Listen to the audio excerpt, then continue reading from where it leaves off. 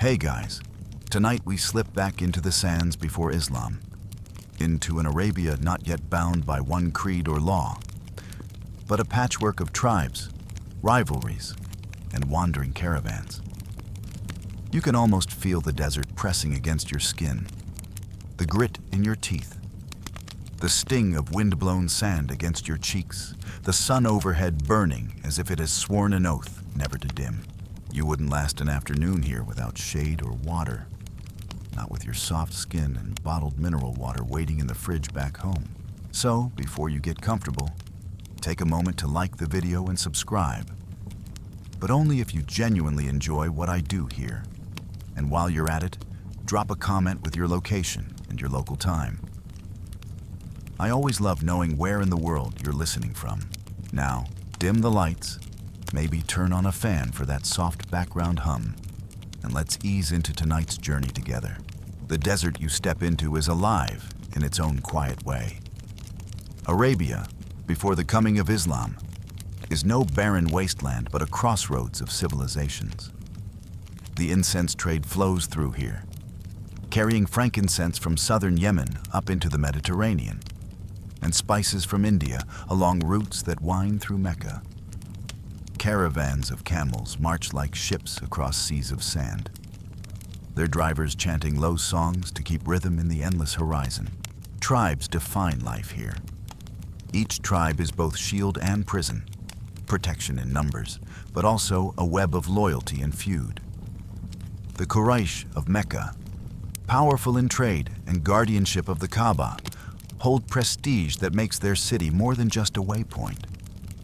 The Kaaba itself, a cube of stone draped in cloth, already serves as a center of pilgrimage.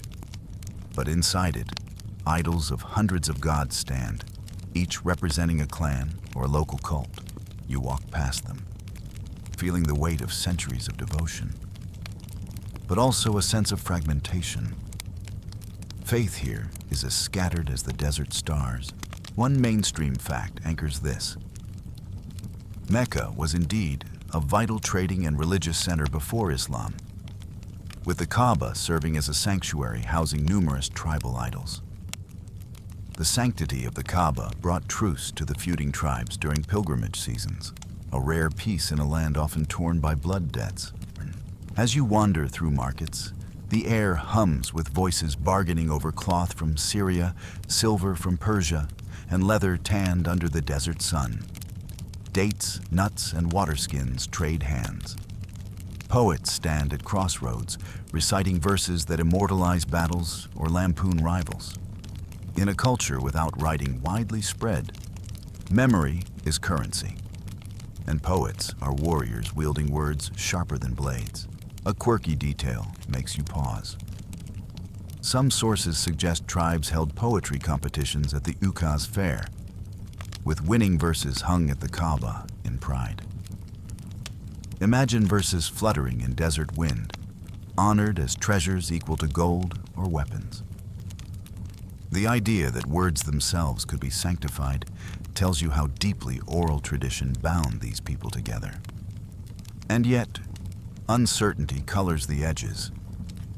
Historians still debate the exact extent of Arabia's contact with surrounding empires before Islam. Some argue Mecca's role in long-distance trade has been overstated, pointing instead to regional commerce. Others see Arabia as deeply plugged into Byzantine and Persian markets. The truth likely lies between, but as you stroll past stalls of spices and fabrics, you feel the hum of connection.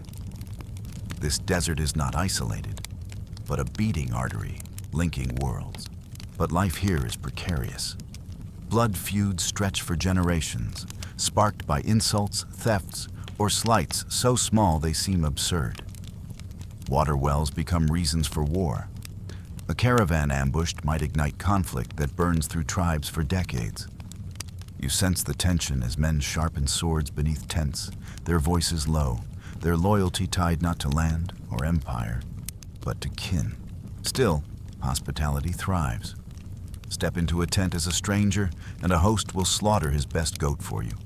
For honor demands generosity, even amid scarcity.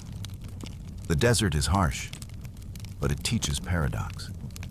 Kill to defend, yet feed the stranger. Guard loyalty fiercely, yet honor poetry that praises even an enemy's bravery. The stars above guide your way at night, and you lie on your back, listening to the wind whistle over dunes. Arabia before Islam is a land of contradictions. Tribes bound and broken by loyalty, trade weaving riches and rivalries, idols crowding a single sanctuary. You sense a storm building, not of sand this time, but of faith and fire, ready to reshape the desert forever. You wake beneath the desert sky, and the city of Mecca hums around you. Camels shuffle in the dust, merchants shout their wares, and the Kaaba stands at the center like a silent witness to centuries of devotion. Inside, idols of stone and wood, dressed in silks and ornaments, gleam in the morning light filtering through. The city is busy, but beneath the bustle, you sense something shifting, something whispered from a cave to the world. A man walks the streets quietly, his presence unassuming, yet eyes follow him, some with reverence, others with suspicion. This is Muhammad, son of Abdullah, of the Quraysh tribe, a merchant once called Al-Amin, the trustworthy, now returning from nights in solitude spent in the cave of Hira. It was there, tradition tells, that an angel spoke to him words that burned into his heart. Recite. One mainstream fact anchors this moment. Around 610 CE, Muhammad reported receiving his first revelation from the angel Gabriel in a cave outside Mecca. These revelations would later be compiled into what we know as the Quran.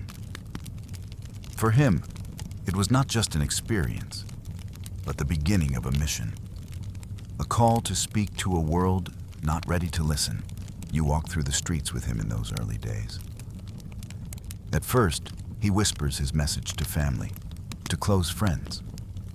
His wife Khadija, the wealthy merchant widow who had trusted him long before, is the first to believe. Soon, others join. Ali, his young cousin, Abu Bakr, the trusted companion, Bilal, the slave who finds in these words a freedom greater than chains. It feels fragile, a flickering flame hidden in the desert wind, but word spreads, and not all ears receive it kindly. The Quraysh bristle at his insistence that there is only one God, unseen and without image. How can the Kaaba, heart of trade and pilgrimage, survive if its idols are stripped? The merchants fear loss of income, the chiefs fear loss of power, and the poets sharpen words against him. They call him a madman, a sorcerer, a liar. A quirky detail slips into your ear like gossip in a market. Some accounts suggest Quraysh leaders tried to drown out Muhammad's recitations by clapping, shouting, and even singing loudly when he prayed near the Kaaba. Imagine the scene. A man standing firm, speaking words of oneness, while others dance mockingly around him, trying to smother revelation with noise. Yet somehow, the words keep spreading, and still, uncertainty hovers like desert haze. Scholars debate what Mecca truly was in those days, a bustling international hub or a modest trading town whose importance was magnified later by memory. Was Muhammad's challenge primarily spiritual, or was it also deeply political, aimed at the tribal order itself? The lines blur, leaving you to wander between history and tradition, sensing truth in both. Persecution grows harsher. Followers are beaten, mocked, exiled. Bilal is dragged across the sands, his skin burning, chains cutting. Yet he repeats a single word. Ahad, one. Others flee across the Red Sea to Christian Abyssinia, where a king listens kindly to their tale and grants them refuge. Even here in exile, the flame refuses to die. At night, Muhammad looks to the sky, stars glittering above. He remembers the angel's command to recite the verses that speak of creation, mercy, justice. You listen as he recites softly, voice carrying like wind over dunes. Words about the sun and moon, about charity and patience, about a world judged not by tribe or wealth, but by righteousness. The Quraysh grow desperate. They offer him wealth, power, even kingship, anything if only he will stop. But he refuses, saying that even if they place the sun in his right hand and the moon in his left, he would not abandon his call. You hear the firmness in his voice, the calm defiance of a man who will not be moved. The city is restless now. Markets still trade, poets still chant, idols still stand in the Kaaba. But beneath it all, a new rhythm grows. A call for unity in the oneness of God. A challenge to old feuds and false gods, a vision both feared and desired. The desert stirs, and with it, history itself begins to shift. The desert winds carry you north, but not far. The setting is still Arabia, still Mecca, yet everything is different now. The tension has grown too sharp, the insults too bitter, the persecutions too heavy. You see small groups of believers gathering in secret, their voices hushed, their eyes darting to alleys where Quraysh enforcers might appear. Mecca, once a city of safety under the Kaaba's protection, has become a cage. The only way forward is to leave. This departure, known as the Hijra, is not merely a migration of people. It is the migration of an idea, a faith, from the shadows into the open air of governance, law, and society. Muhammad and his followers decide to leave Mecca for Yathrib, a city some 320 kilometers to the north, where tribal leaders have invited him to serve as mediator for their disputes. Yathrib, later to be called Medina, the city, will become the cradle of a new order. One mainstream fact grounds this turning point. The Hijra occurred in 622 CE, and it became the starting point of the Islamic calendar. To this day, Muslim years are counted not from birth or conquest, but from this journey, a reminder that faith is not only belief, but community. You join the caravan in the night. Men whisper, women clutch their children, camels tread softly. Muhammad himself leaves last, slipping away as Quraysh plot to assassinate him. A cloak is spread on his bed to trick his pursuers, while he escapes with Abu Bakr into the desert.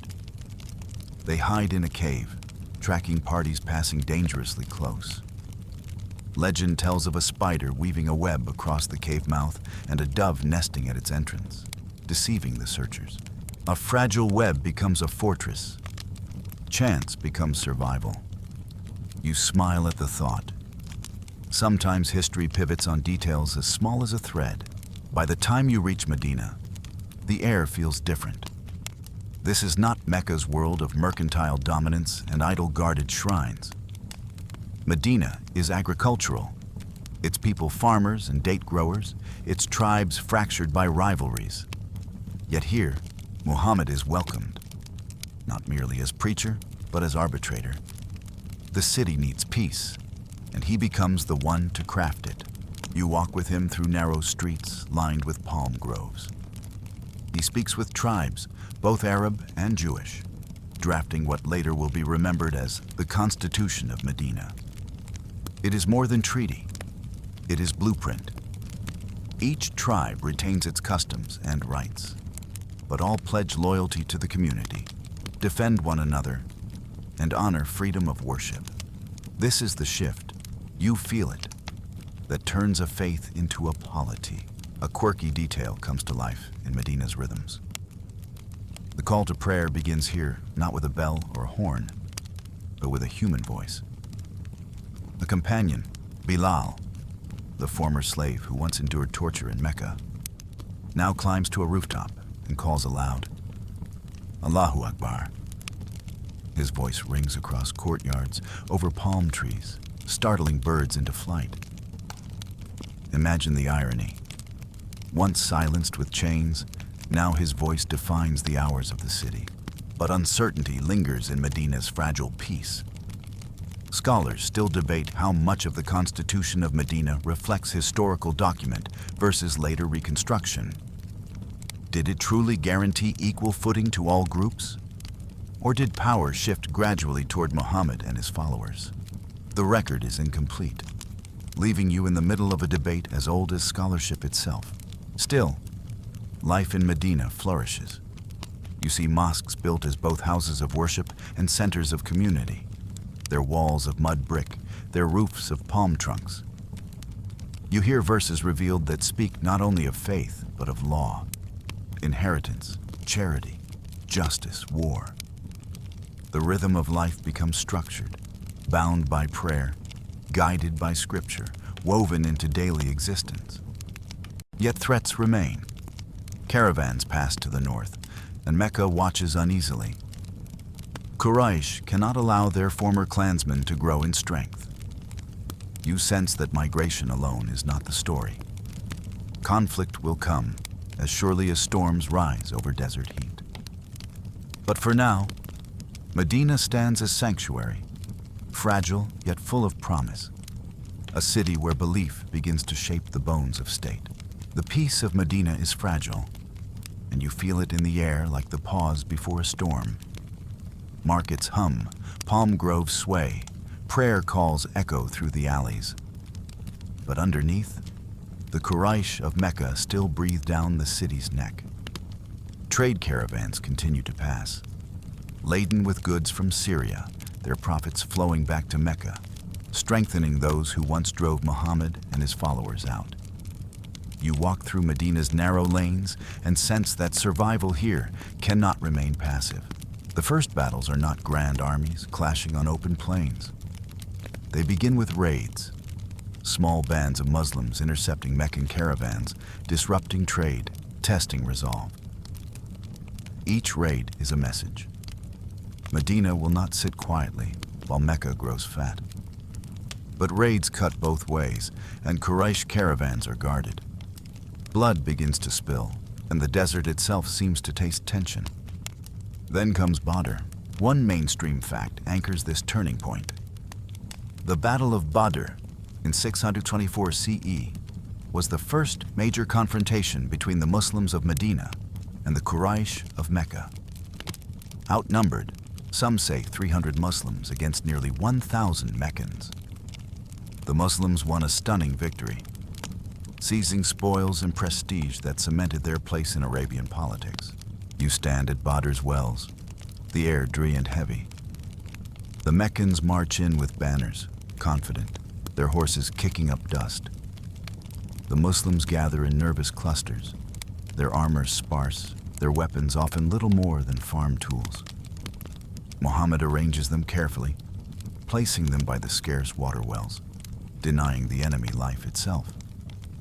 Dawn breaks, swords glint, and the clash begins. Dust clouds rise, cries echo, and in the chaos, the unthinkable happens. The Quraysh falter. The victory reverberates beyond the battlefield. In Medina, spirits soar. This is not only survival, but triumph. The tribes of Arabia take note. The Muslims are no longer a small sect, but a force to reckon with. You hear songs of the fallen, prayers of gratitude, and in the quiet after the clash, a new confidence settling over the community. But the Quraysh are not broken. They return a year later, steel in their hearts, for Uhud. You walk into the shadow of Mount Uhud, where Muslims once again gather. Their numbers have grown, but so have their enemies. The Quraysh march with fury, their banners high, their lines bristling. At first, the Muslims press them back, and victory seems near. But discipline falters. Archers posted on a hill abandon their station to seize spoils, and the Quraysh cavalry sweeps through the gap like a blade through cloth. Chaos erupts. Muhammad is wounded, his face cut, his companions scattered. Defeat spreads like smoke, A quirky detail emerges from Uhud's dust. Some accounts describe Muhammad wearing two helmets, one breaking under the force of a blow, a shard cutting into his cheek. The image of a prophet bleeding in battle lingers, both human and unyielding, reshaping followers' devotion. Even in loss, his endurance becomes legend. Yet scholars still argue, was Uhud truly a defeat or a stalemate? The Quraysh, though triumphant in the field, did not march into Medina. The Muslims, though wounded, held their city. The ambiguity lingers, reminding you that history is not clean, but jagged, its edges debated across centuries. The tension reaches its height at the Battle of the Trench in 627. Medina braces for siege, the Quraysh gathering allies in vast numbers. You watch as Muslims dig a trench around the city, a tactic unfamiliar to Arabia, borrowed perhaps from Persian warfare. Horses balk at the gap, charging armies halt, and for weeks the city holds under hunger, wind, and fear. At night, sandstorms howl, fires burn, and whispers of betrayal spread, but the trench holds. Slowly, the coalition breaks, unity collapsing into retreat. In Medina, relief washes through the streets. The trench has saved them. More than that, it signals a shift. No longer can the Quraysh march unchallenged. The desert itself begins to tip in favor of the Muslims. You walk back through Medina's streets at dusk. Children play near mosque courtyards, elders debate by torchlight, women carry water, and soldiers sharpen blades for what tomorrow may bring. These first battles, Badr, Uhud, the Trench, are not only clashes of swords, but tests of spirit, carving identity into the community. Faith has moved from whispered caves to blood-soaked fields, and with every trial, the resolve grows stronger. The storm has not passed. It is only gathering force. The desert quiets for a moment, but it is the quiet of sand before wind, of an oasis before storm. You walk the streets of Medina and hear talk of something unthinkable only years before. Peace with Mecca. For more than a decade, Quraysh and Muslims have clashed. Raids, battles, sieges. But now negotiations stir. You feel skepticism in the air, the unease of warriors who have sharpened swords for years suddenly asked to sheath them. The road to peace begins with a pilgrimage. In 628 CE, Muhammad and his followers set out from Medina, unarmed, dressed in the simple garments of pilgrims, intending to perform rites at the Kaaba.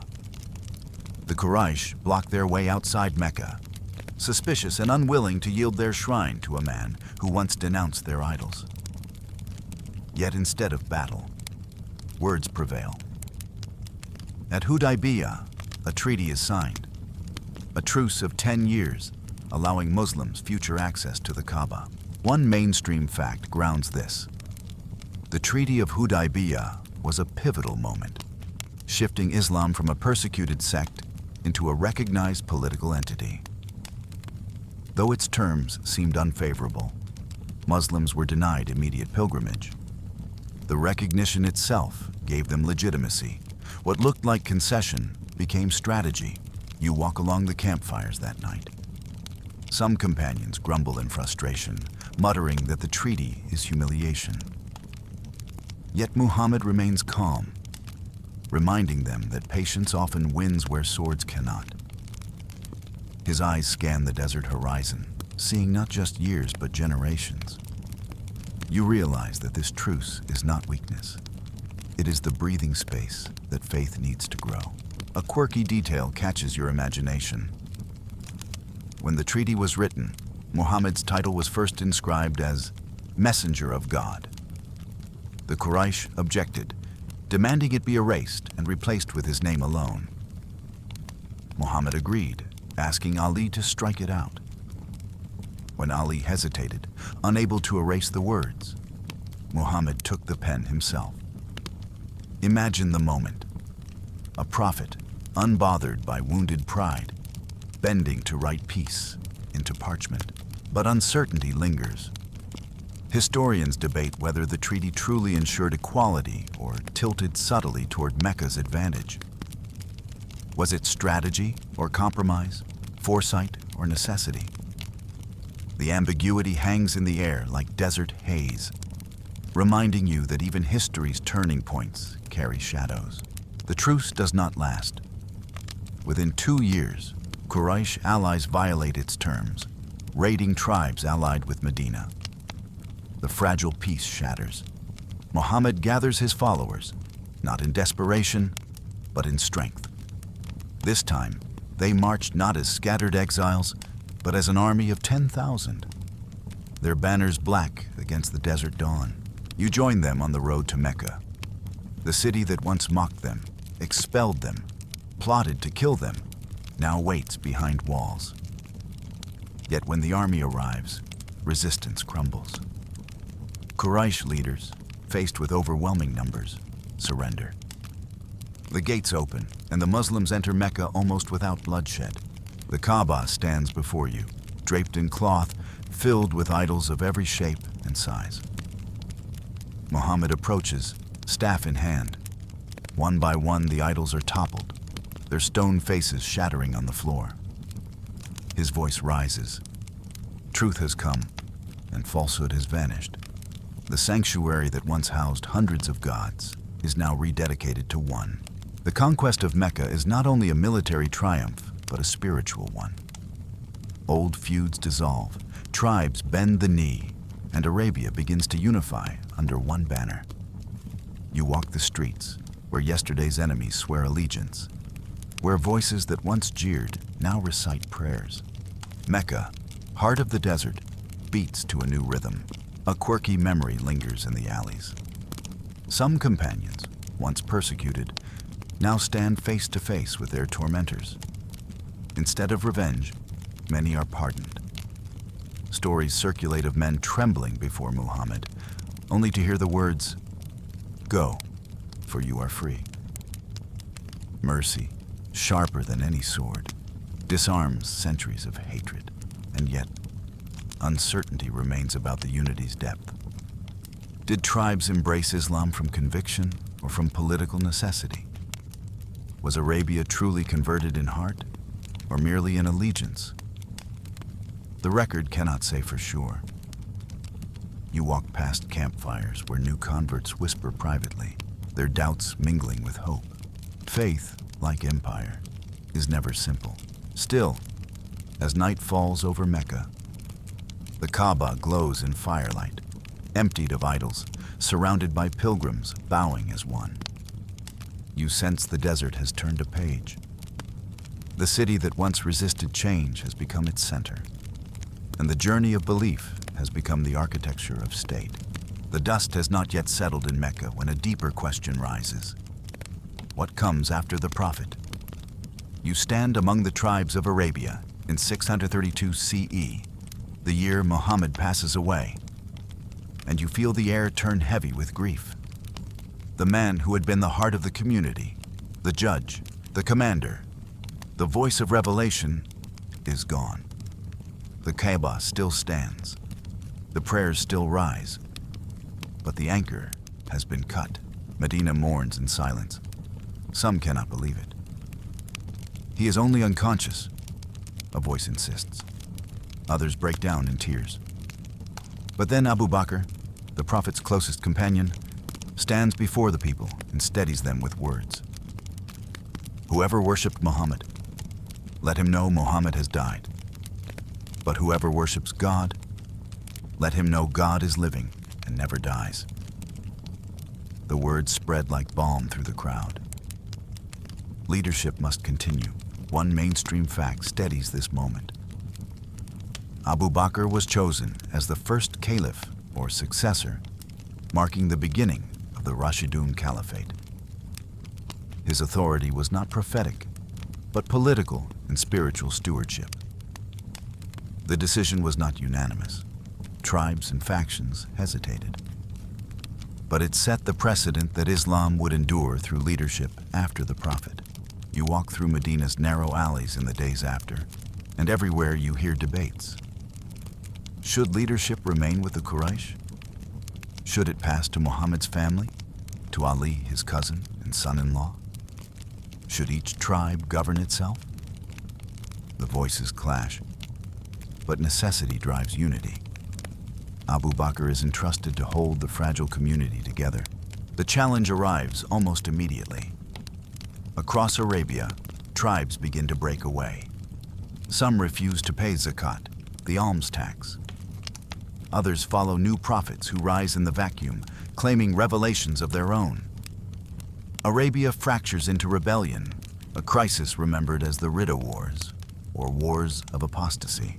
You stand on a battlefield where tribes gather with banners of defiance. They see Muhammad's death as the end of allegiance. Why pay tribute now? Yet Abu Bakr refuses to accept disunity. He declares, "By God, if they withhold from me a rope they used to give to the Prophet, I will fight them for it." For him, Islam is not a fleeting oath, but a covenant that binds beyond death. A quirky story drifts from these wars. A woman named Saja, claiming to be a prophetess, gathers thousands of followers, even attempting to unite with a rival claimant, Musaylima. For a time, they merge their movements, blending prophecies and strategy. Imagine the scene. Two self-proclaimed prophets walking among their camps, composing verses to outshine the Quran, trying to seize hearts through rhyme. Yet their cause falters, undone by defeats and desertion.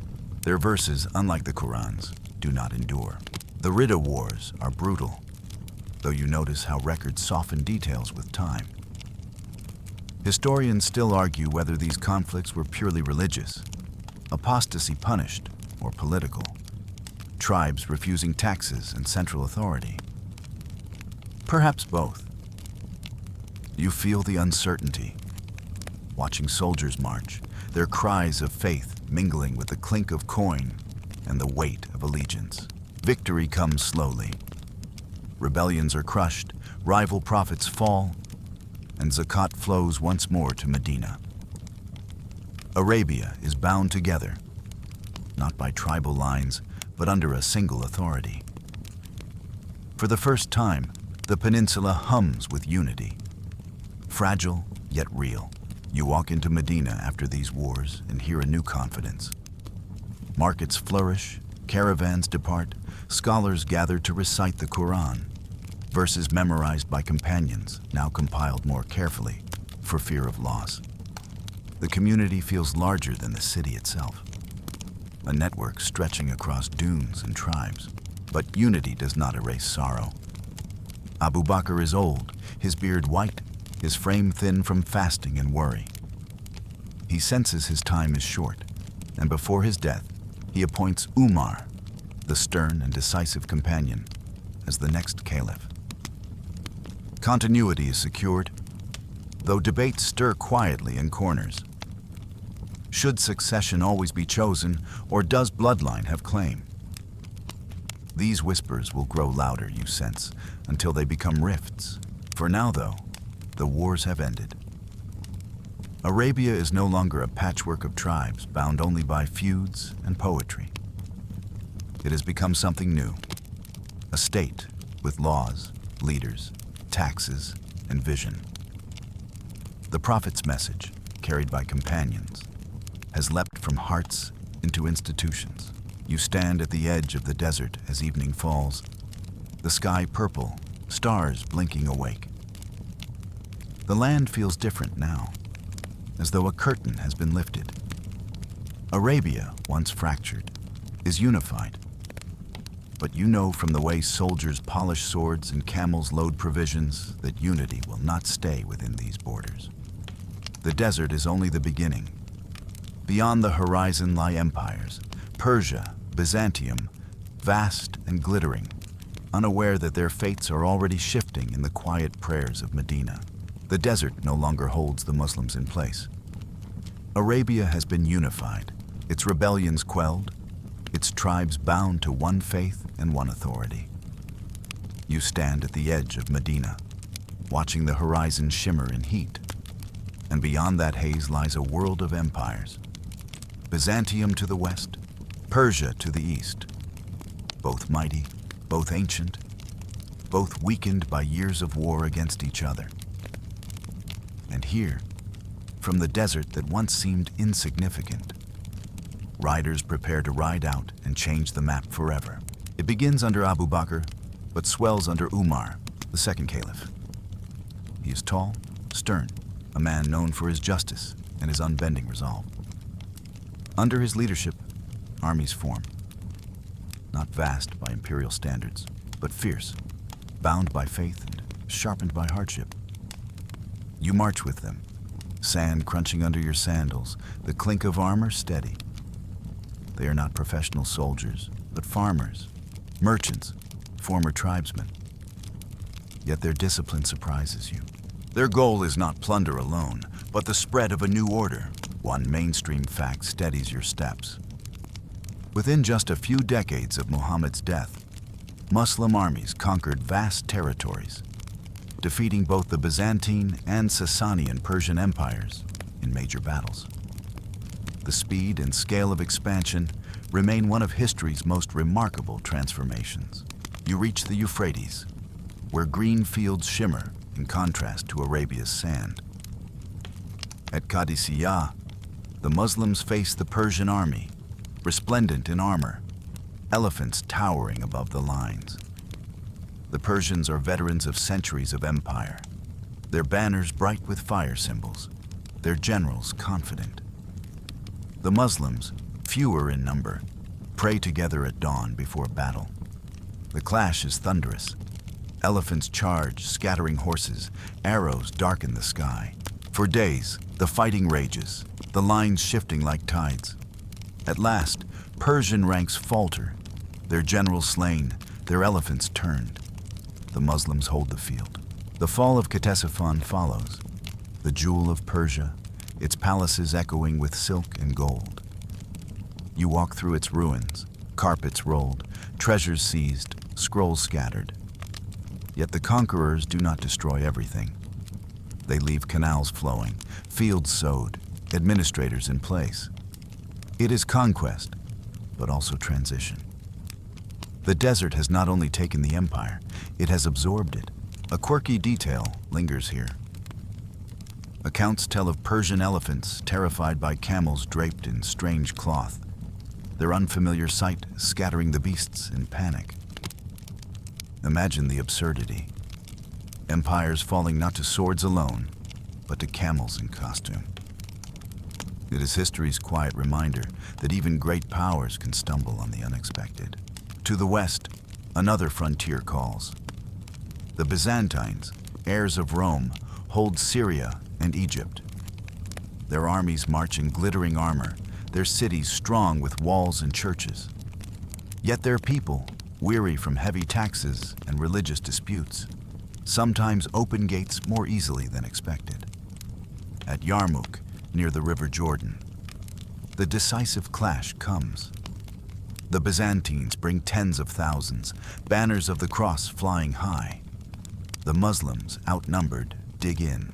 For 6 days, dust clouds rise, cries echo, lines bend and hold. On the final day, Byzantine ranks break. Horses flee, soldiers scatter, and the Levant falls into new hands. Uncertainty haunts the historians here. Were the numbers truly as lopsided as tradition claims? Were these victories miracles of strategy, or simply the outcome of two exhausted empires meeting a fresh, determined foe? You walk among abandoned Byzantine helmets, dented and bloodied, and the truth feels elusive, hidden between chronicles written in triumph and defeat. But the results are undeniable. Damascus surrenders. Jerusalem, holy and ancient, opens its gates.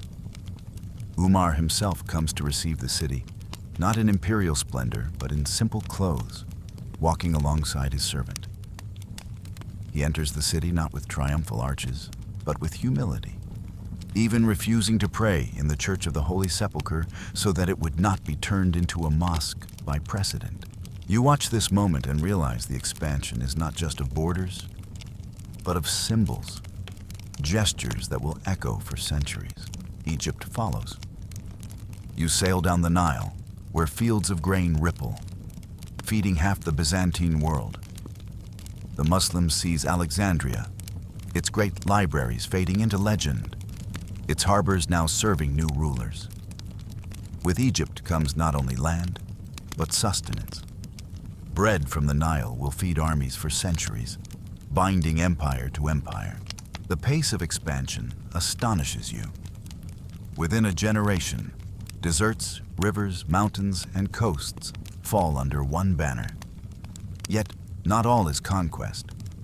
Treaties are signed, cities spared, local populations allowed to keep their faith in exchange for tax. You see Christians still praying in churches, Jews gathering in synagogues, Zoroastrians tending fires. It is not uniformity, but coexistence under new authority. At night, campfires flicker across conquered lands. Soldiers tell stories of Mecca and Medina, of battles and oaths, of prayers before dawn. Some boast of spoils, others of justice delivered. You lie listening to the crackle of flames and wonder at the scale of change. A peninsula once dismissed by empires has surged outward, reshaping the world map in less than half a lifetime. And yet, beneath the triumph, questions stir. How long can unity hold? Will expansion stretch loyalty thin? You sense that while empires have fallen, the harder battles may be within.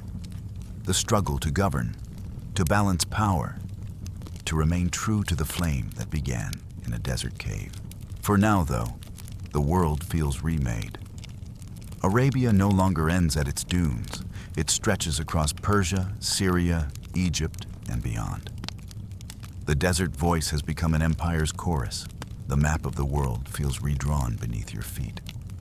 What once was Arabia, a patchwork of tribes and caravans, now stretches into the lands of Persia, Syria, and Egypt. You wander through streets of Damascus, where Greek inscriptions still cling to old walls, through Persian canals where farmers till fields as they always have, and through the markets of Fustat in Egypt, where grain flows down the Nile into storage. The Caliphate now holds lands that had once belonged to empires thought eternal.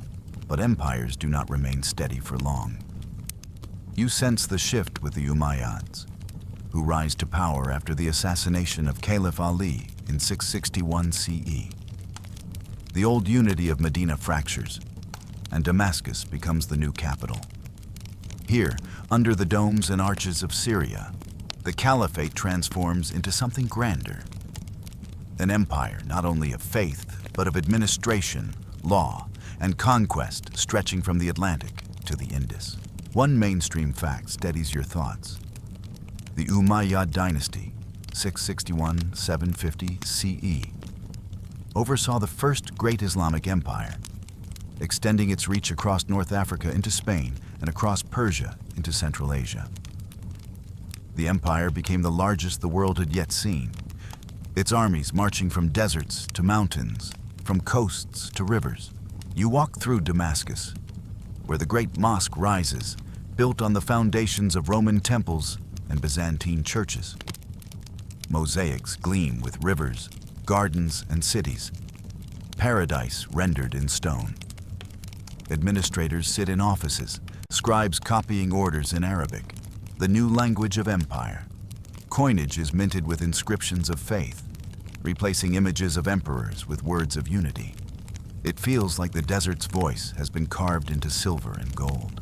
And yet, tension hums. The Umayyads are criticized for luxury, for ruling like kings rather than guardians of faith. Their palaces stretch with marble, their banquets overflow, their governors wield power like emperors of old. You hear whispers in the alleys. Is this still the caliphate of Abu Bakr and Umar, or something transformed, something distant from Medina's simplicity? A quirky detail tickles your ears.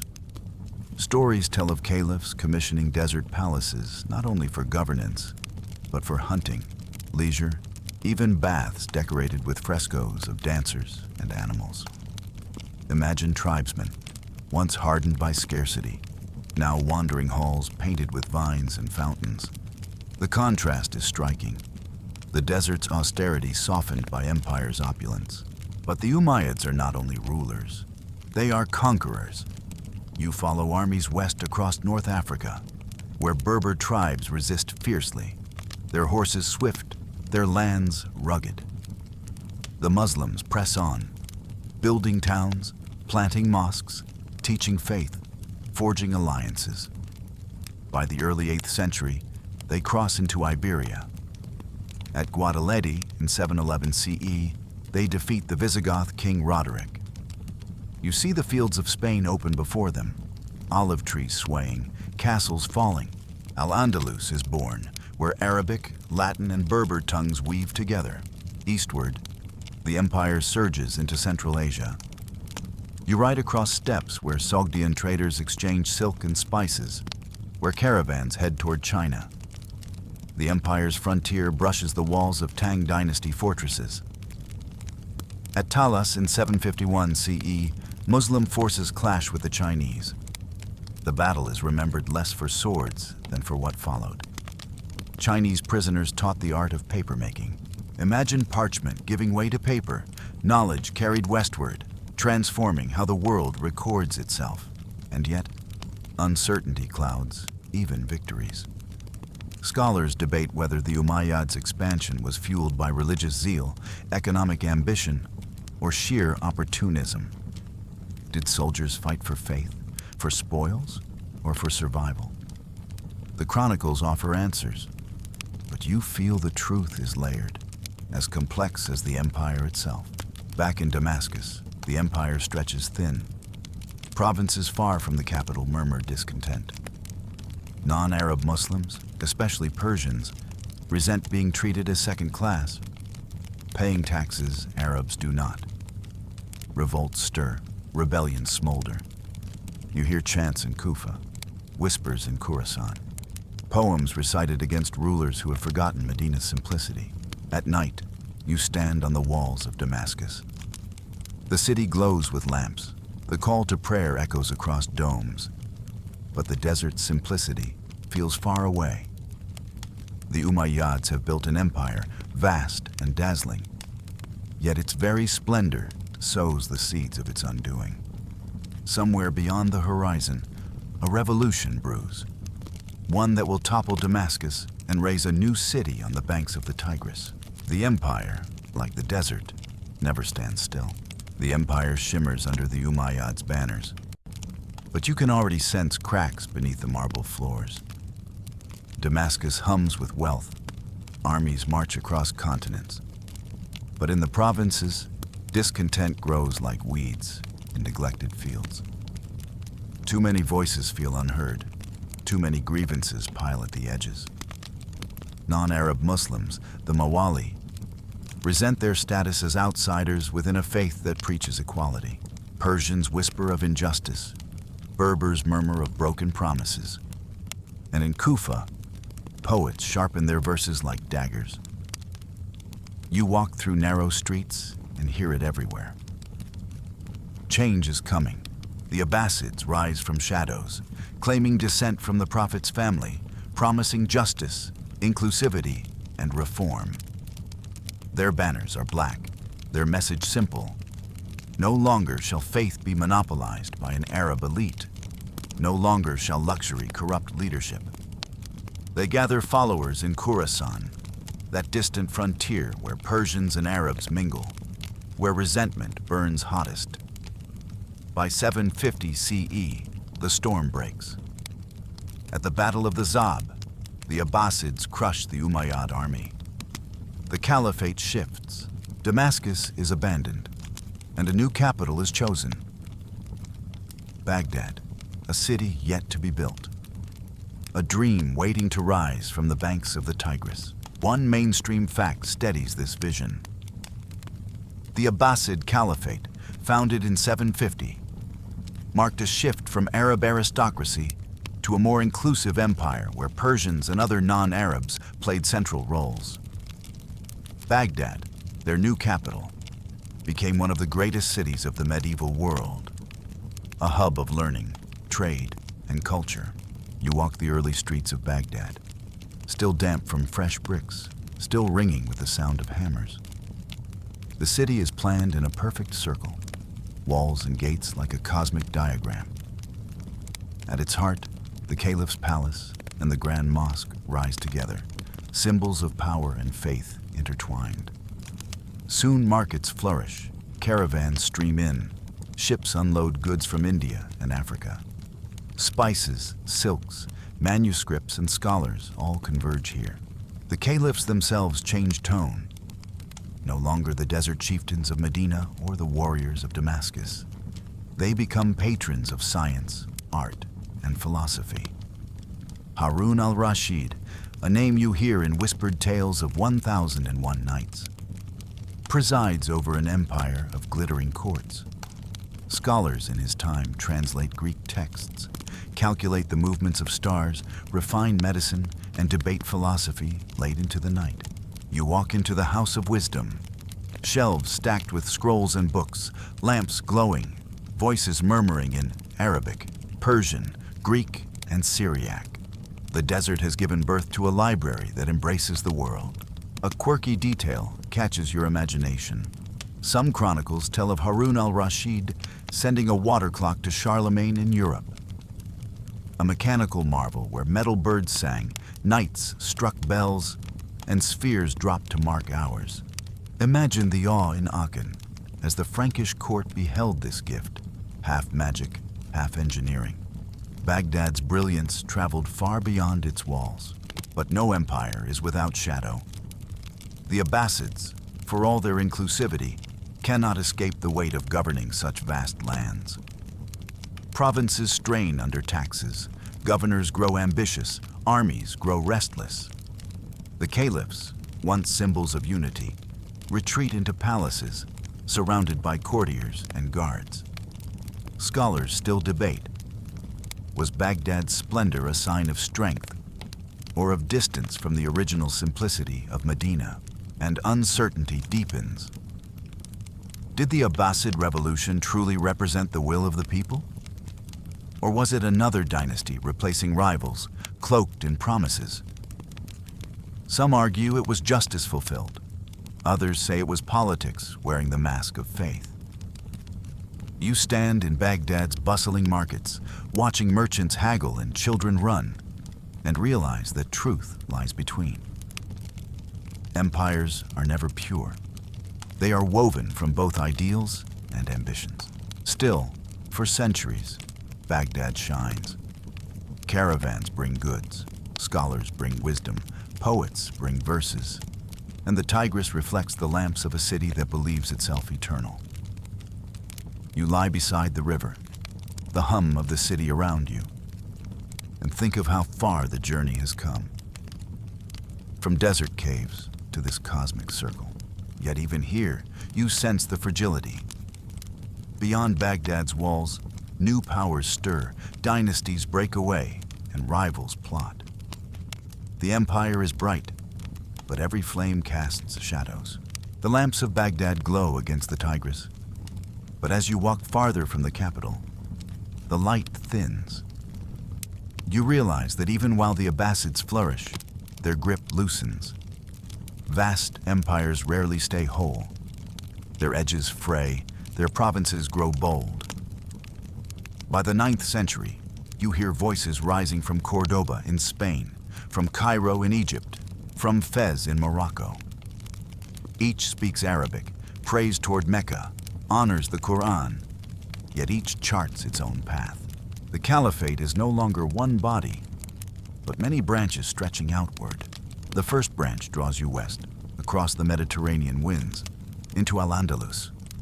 Here, after the Abbasids crushed the Umayyads in Damascus, one survivor, Abd al-Rahman, flees across the desert.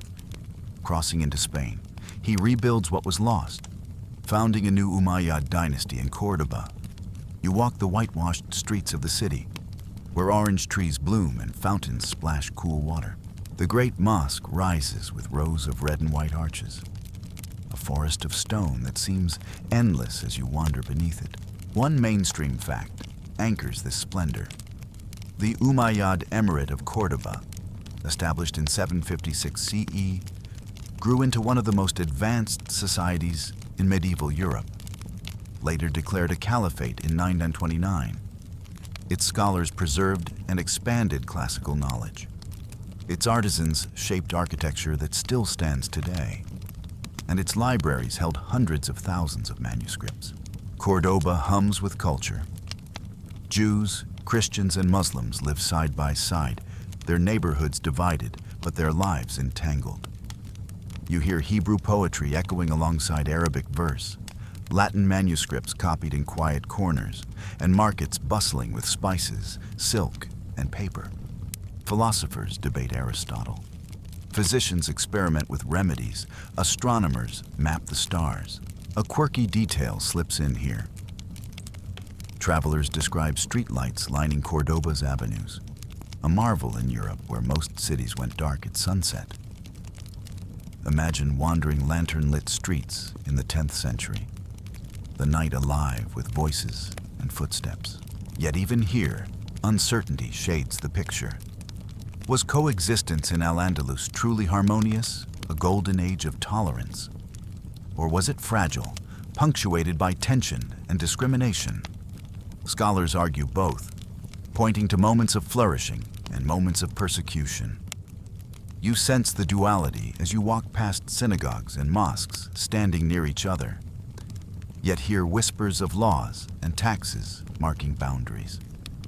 History rarely fits into simple light or shadow. From Spain, you turn south to North Africa. Here, dynasties rise in waves. Idrisids in Morocco, Fatimids in Egypt, Almoravids and Almohads crossing the Sahara. Each builds its own vision of Islamic rule, blending local traditions with a wider faith. The Fatimids especially capture your attention. Claiming descent from the Prophet's daughter Fatima, they carve out an empire in North Africa and Egypt, founding Cairo in 969 CE.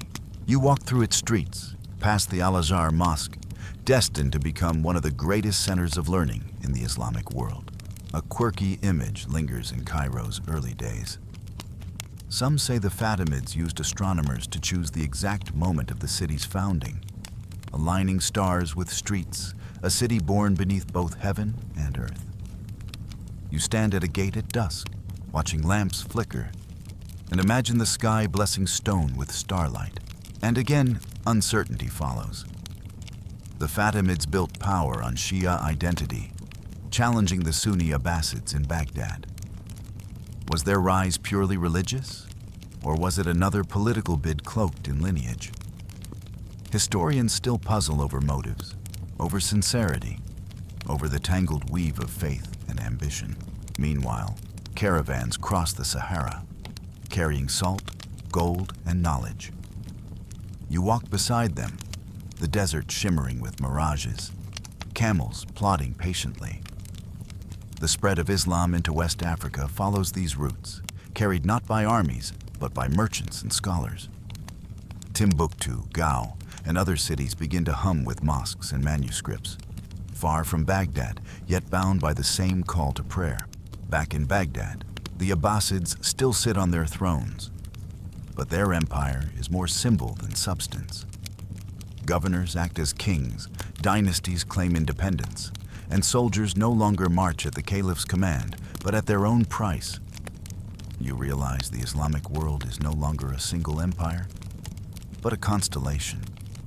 Cordoba shining in the west, Cairo in the south, Baghdad in the east. Each star burns with its own light, yet together they illuminate a vast sky. At night, you rest beneath palm groves outside Cairo, listening to the river lapping softly. The call to prayer rises from minarets, echoing across waters, joined by others from distant cities. Fragmented as it is, the world feels strangely united still. Different rulers, different visions, but bound by one faith, one language of scripture, one ritual of bowing toward Mecca. The age of one caliphate has ended, but the age of many Islamic states has begun. The night air over Cairo is still, but your path now bends northward, toward a strip of land that has always been more than geography. Between the Mediterranean and the desert lies Jerusalem, city of prophets, crossroads of empires. It is here, in the late 11th century, that a new storm gathers, one not from Arabia, Persia, or North Africa, but from Europe. The Crusades are about to begin, and the Islamic states, fractured though vast, must brace for a new kind of war. You hear it first as rumor. Knights crossing the sea, banners stitched with red crosses, voices chanting prayers in a tongue foreign to these lands. From the pulpits of Europe, Pope Urban II has called for holy war, urging lords and peasants alike to march east to seize Jerusalem. In 1096 they come, a tide of armored men, hungry for land, absolution, and glory. One mainstream fact grounds this upheaval. The First Crusade, 1096-1099, succeeded in capturing Jerusalem, establishing Latin Christian states in the Levant. For nearly a century, Crusader kingdoms carved out territories along the coast, reshaping the political landscape of the region. You walk with Muslim peasants in Syria as the first waves arrive. At first, they are dismissed as another incursion, perhaps mercenaries hired by Byzantium. But soon the scale becomes clear. Cities fall, Nicaea, Antioch, and the Crusaders march south. In 1099, Jerusalem itself is besieged. You stand outside its walls as ladders rise, stones crash, and flames lick the gates. The city falls, and slaughter follows. Mosques are defiled, streets run red. The shock ripples through the Islamic world like thunder. Yet amid the horror, you notice the strange coexistence of daily life. Crusader barons govern from castles, while Muslim farmers continue to till fields. Markets bustle, and caravans still weave through. Life, stubborn and ordinary, persists even in conquest. A quirky detail slips into your ear. Chroniclers tell of Crusader knights, unused to the Levant's heat, wearing cloaks over armor in blazing sun, sweating miserably, yet convinced that to shed the cloak was dishonor. Imagine soldiers fainting from heat stroke while local peasants shake their heads, sandals slapping dust in quiet amusement. But uncertainty hums in every corner. Did the Crusades truly unify the Islamic world against invaders? Or did internal rivalries weaken resistance at first? Historians debate whether Muslim rulers saw the Crusaders as existential threat or just another nuisance in a world already fractured by dynastic squabbles. You feel the ambiguity as you walk through courts where viziers argue more about rivals in Cairo or Damascus than about knights in Jerusalem. Still, resistance begins to form. In Mosul, Aleppo, Damascus, leaders rally troops. Jihad is proclaimed, not just as defense of land, but of faith. You stand in a mosque where sermons thunder against the occupiers, calling warriors to arms.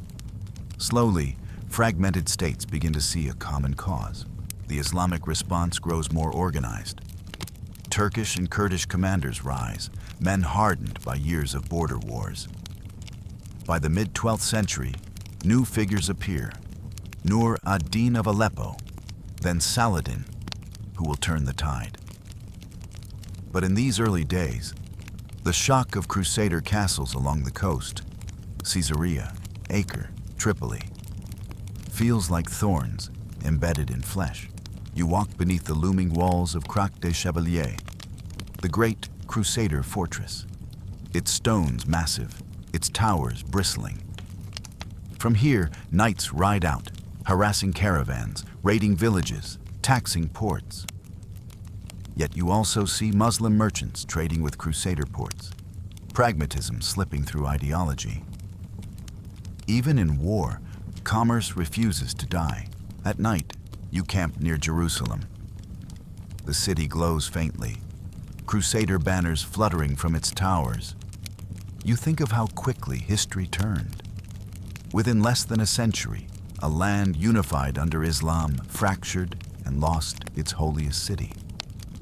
The loss weighs like a stone in the chest, a wound that demands answer, and you sense the answer forming.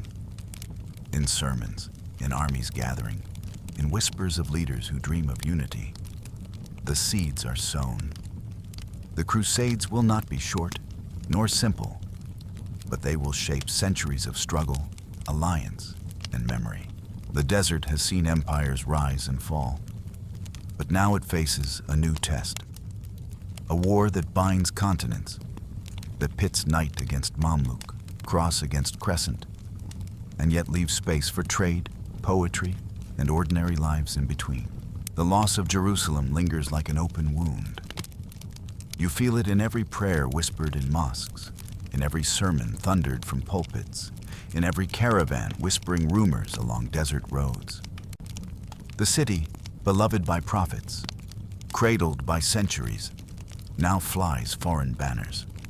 Yet from the wound grows a resolve, and in the mid-12th century, a man rises who will turn grief into power. Salah al-Din Yusuf ibn Ayyub, Saladin. You first glimpse him not as a conqueror, but as a servant of another.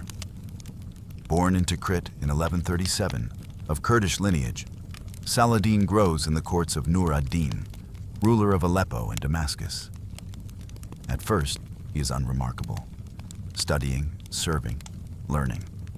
Some even think him too mild for war. But destiny gathers quietly. When Nur ad-Din dies, leaving no strong heir, Saladin steps into the gap. By the 1170s, he controls Egypt and Syria, weaving a realm strong enough to face both crusaders and rivals. One mainstream fact steadies this vision. In 1187, at the Battle of Hattin, Saladin's forces decisively defeated the Crusader army, leading to the Muslim reconquest of Jerusalem. This moment transformed him into legend across both Islamic and European memory. You walk the fields of Hattin with him. The Crusaders march, parched under sun, their armor baking, their throats dry. Saladin's men control the wells, the water, the very air.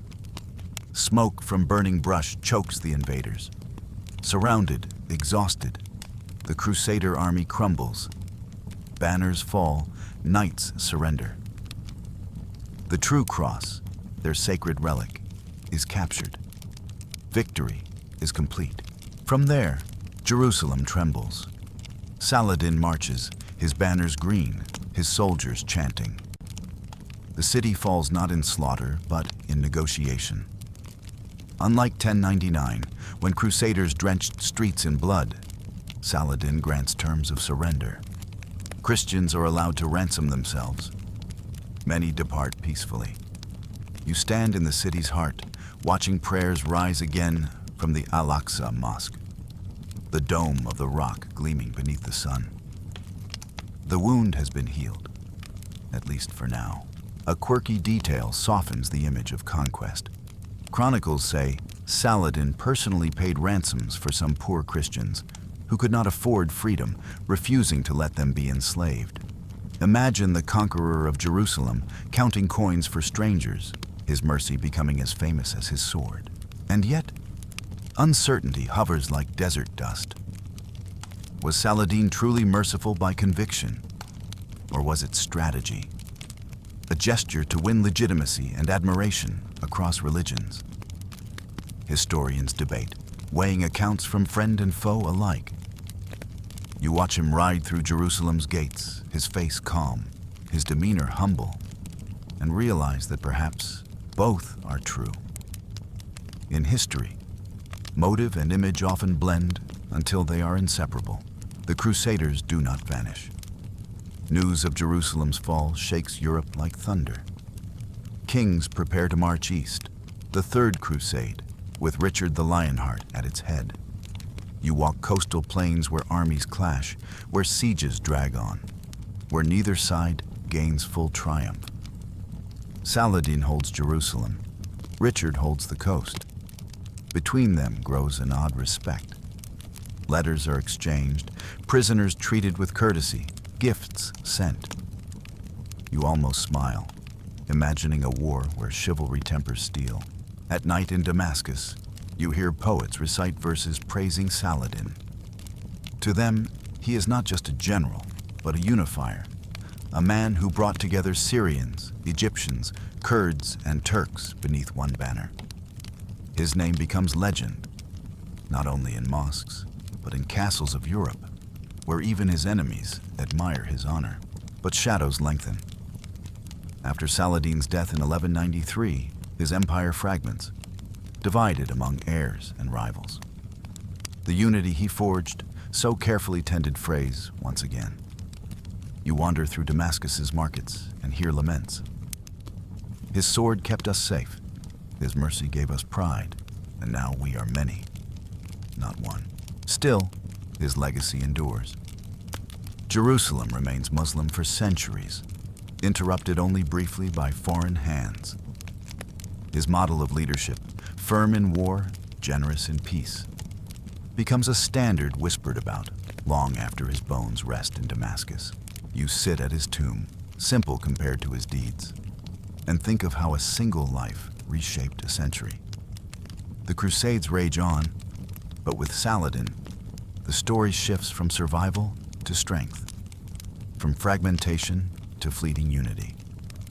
The desert has birthed many leaders, but few as enduring as the man who gave Jerusalem back to the call of the Muezzin.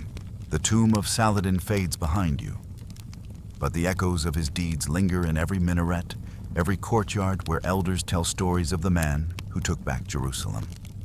Yet history does not rest on one figure. The wheel keeps turning, and the 13th century brings storms greater than any knight or sultan could imagine. You step into a world trembling beneath the hooves of a people from the east. The Mongols. They come like a wind over the steppes, horsemen clad in leather and iron, bows in hand, arrows loosed with deadly precision. Cities that stood for centuries fall within days. From the edges of China through Persia, the Mongols sweep forward, relentless, efficient, merciless.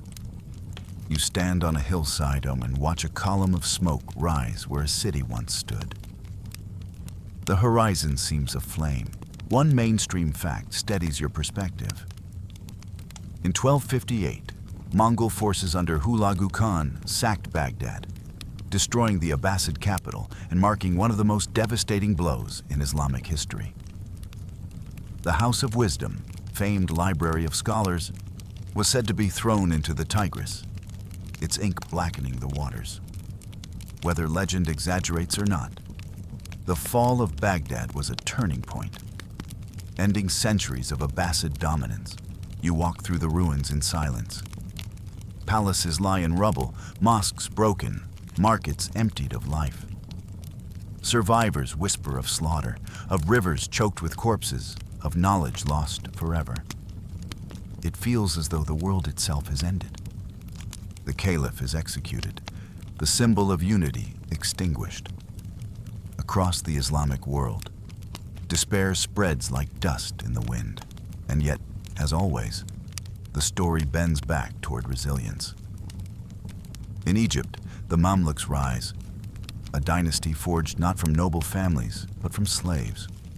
Soldiers once purchased as boys from the Caucasus and Central Asia, trained in Cairo as elite warriors, now take command. In 1260, at Ain Jalut in Palestine, they face the Mongols head-on. You stand on the battlefield as lines form. The Mongols, undefeated for decades, advance with confidence. The Mamluks, led by Sultan Qutuz and his general Baybars, strike with cunning. They feign retreat, luring Mongols into ambush. The desert thunders with hooves, arrows whistle, swords clash. For the first time, the Mongols are stopped. Ain Jalut becomes legend, the tide turned by men once slaves, now kings. A quirky detail stirs in this victory. Chroniclers say Baybars had his horse branded with a lion symbol, riding it into battle as both warrior and emblem. His name itself means father of the panther. Imagine a general charging beneath banners of beasts, shaping himself into symbol as much as soldier. Still, uncertainty shadows the moment. Did Ain Jalut truly mark the end of Mongol threat? Or was it one victory among many? The Mongols remained formidable, their empire vast, their influence heavy. But for the Islamic world, the battle stood as proof. Even the mightiest could bleed. Under the Mamluks, Cairo grows into a new heart. Mosques rise with towering minarets, scholars gather, merchants flood markets. Al-Azhar thrives as a beacon of learning, training jurists and theologians. You walk its courtyards, hearing debates in Arabic, Turkish, Persian, even Greek. The Mamluks, born of foreign lands, become defenders of faith, their identity bound not by lineage, but by loyalty. But the Mongols are not only enemies.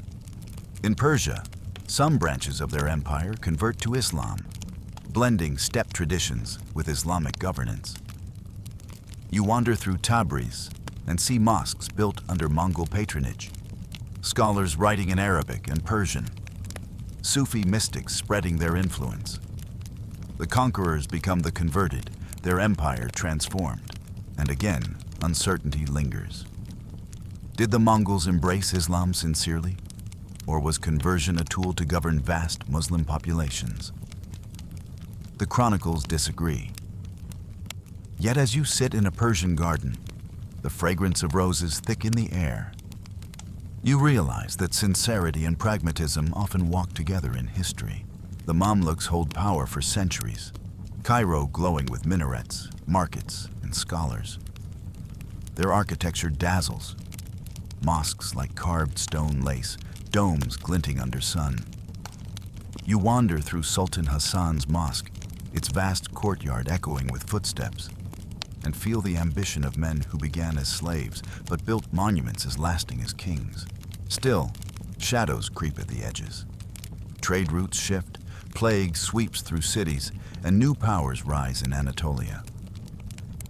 The Islamic world is no stranger to change, but you sense the next empire stirring beyond the horizon, a force that will capture Constantinople and redefine centuries. For now, though, the Mamluks stand tall, their banners fluttering above Cairo, their memory bound forever to the day they stopped the unstoppable.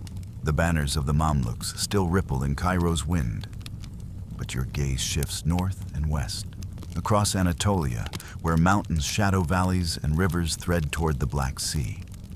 Here, small Turkish beyliks rise and fall after the Mongols weaken the Seljuks, each chieftain holding a patch of land, each dreaming of greater things. Among them, one tribe will build something extraordinary, something lasting: the Ottomans. It begins modestly. Osman, son of Ertugrul, leads his warriors against Byzantine outposts in the late 13th century. His banner is plain, his army small, yet his victories grow. You stand on a ridge watching one of these early raids. Horsemen charging wooden forts, arrows arching, cries echoing across fields. The Byzantines, weakened and distracted, cede territory bit by bit. From Osman's name comes theirs, the Ottomans. One mainstream fact steadies your steps.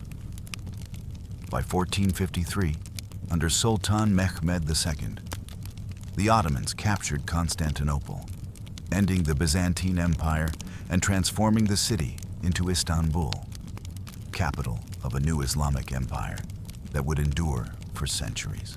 You march with their armies as they expand, swallowing Anatolia, pushing into the Balkans.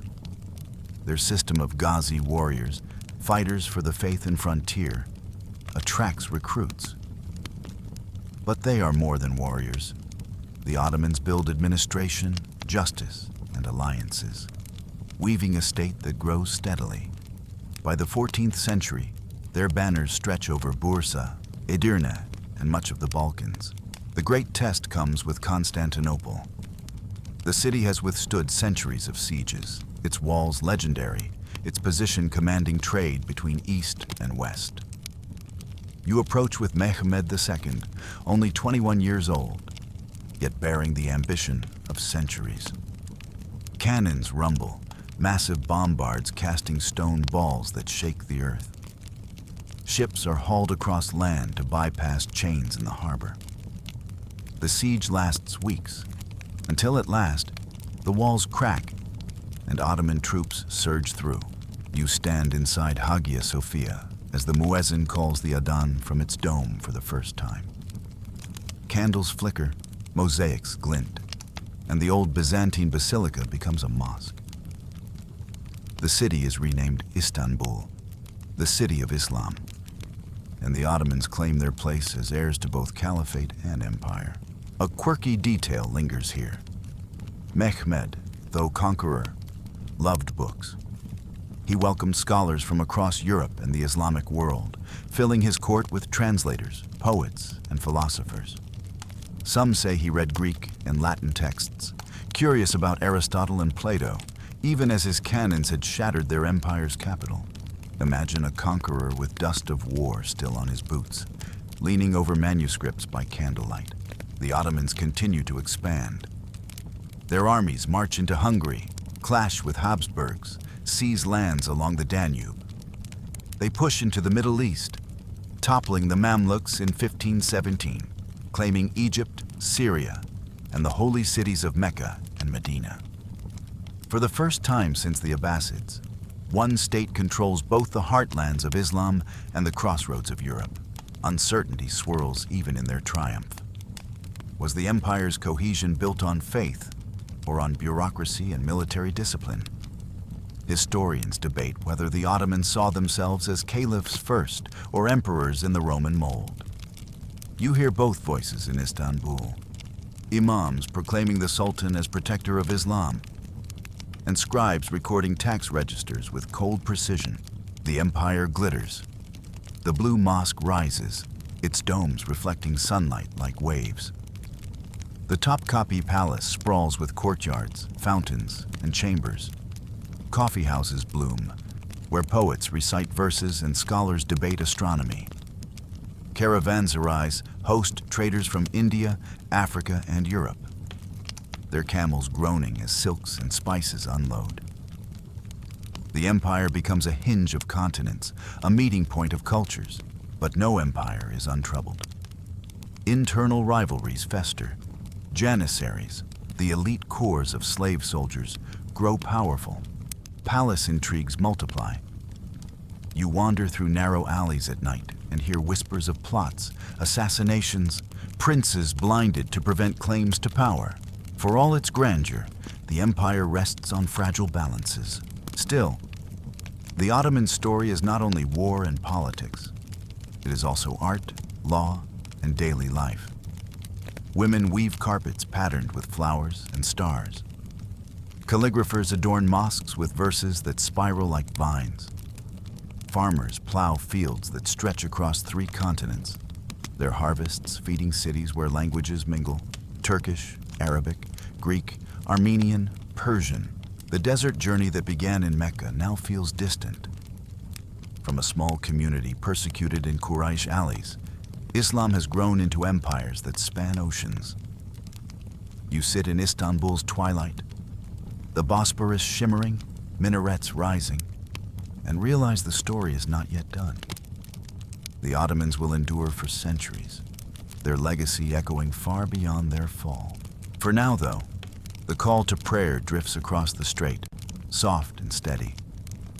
The city glows with lamps, merchants close their stalls, scholars return to their books. You lean on the stone walls of the city, once called Constantinople, feeling the weight of all that has passed. The wars, the states, the dynasties.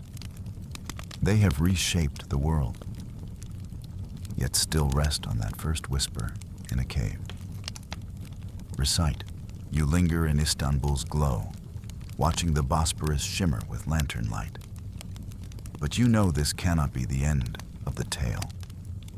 The wars and states that began in the desert have carried you across centuries, from Medina's dust to Baghdad's libraries, from Cordoba's arches to Cairo's minarets. from Mongol thunder to Ottoman cannons. And now, at the edge of the early modern world, you must ask, what remains? What echoes carry forward when empires shift, when banners fall, when caliphs fade into memory? The Ottomans, for centuries, hold the mantle of Islamic empire.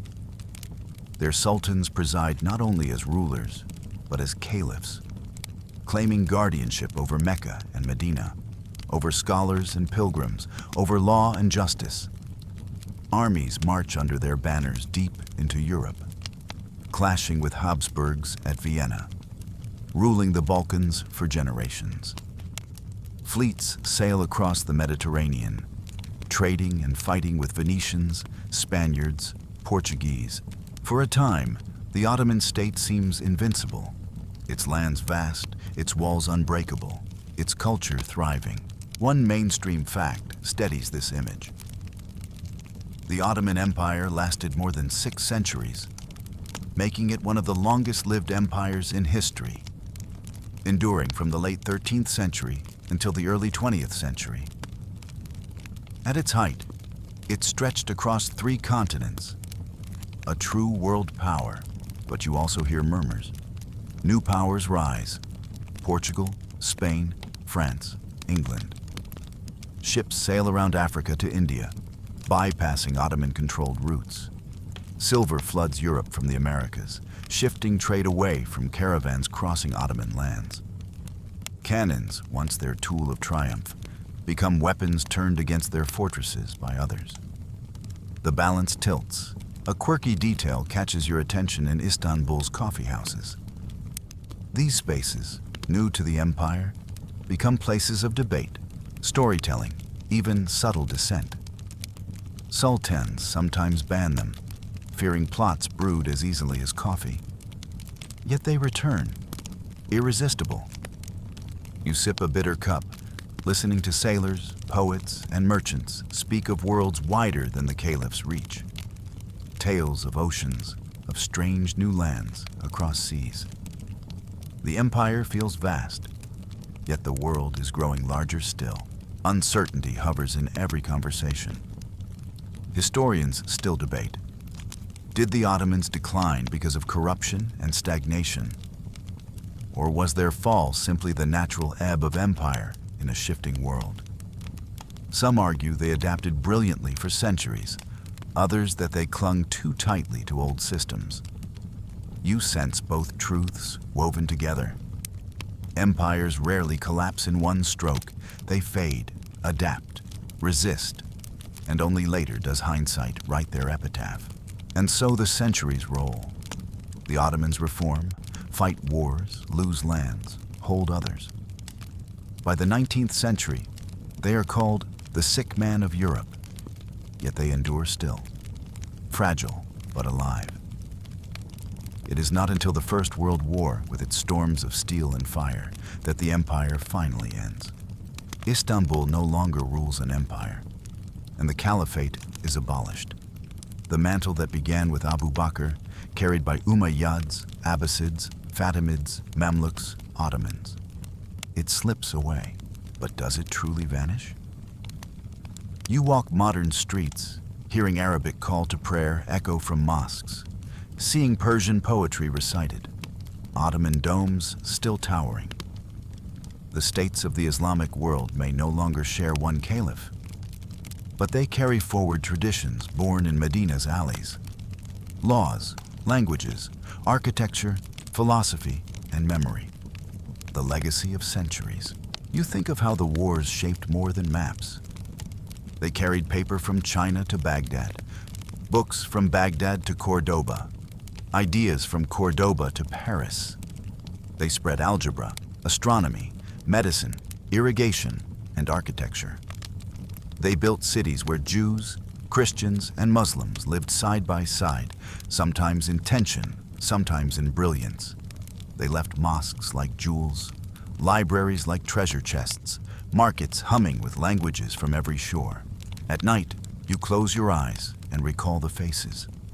Abu Bakr steady in Medina, Umar stern in Jerusalem, Ali debating justice, Abd al-Rahman rebuilding in Spain, Harun al-Rashid wandering Baghdad's palaces, Saladin forgiving in Jerusalem, Baybars roaring at Ain Jalut, Mehmed II staring at Constantinople's walls. Each figure rises from the desert's call, each shaping their moment, each leaving echoes. The wars, the states, the dynasties, they were never only about conquest. They were about survival, unity, ambition, and the weaving of a civilization that, fractured though it was, remained bound by one axis: the Kaaba, that cube of stone in Mecca where it all began. And now, as the story quiets, you return to that desert. Sand shifts, stars gleam overhead, silence hums. You hear the whisper that began it all. Recite. From that whisper grew words, from words grew faith. From faith grew states and wars, from wars grew empires, from empires grew legacies. You exhale, letting the centuries settle like dust. The journey is done, yet its echoes remain. The desert night softens around you. No armies march now, no banners ripple, no swords clash. Only the hush of wind through dunes, the gentle murmur of distant prayers, the faint shimmer of starlight on stone.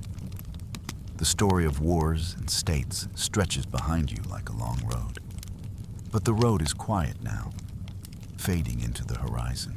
You think of cities glowing, Baghdad's lamps, Cordoba's arches, Cairo's minarets, Istanbul's domes.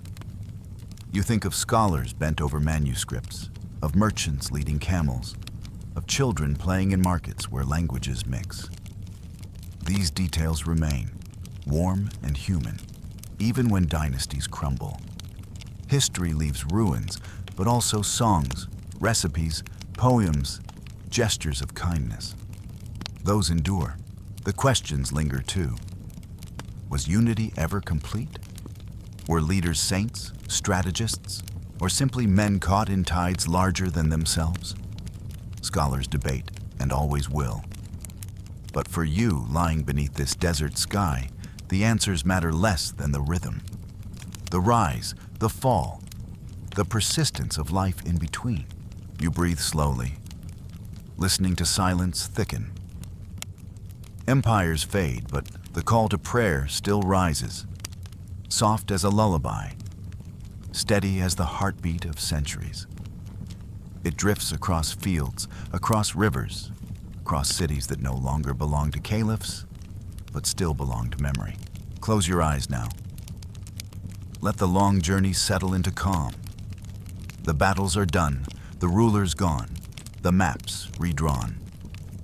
What remains is a gentle hum, the echo of faith, the murmur of history, the whisper of desert winds carrying you toward sleep.